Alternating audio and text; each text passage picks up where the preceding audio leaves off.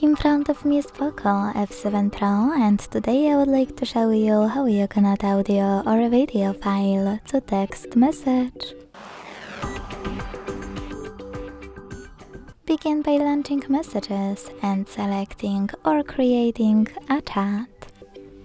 Now click on this plus at the bottom left corner and select files to add an audio one.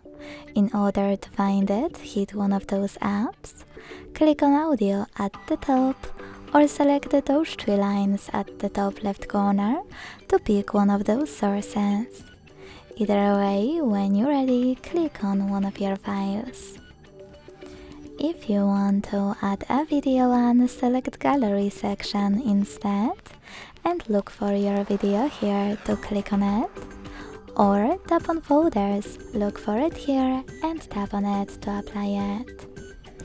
Thanks so much for watching. If you enjoyed this video, don't forget to leave a like, comment and subscribe. Bye!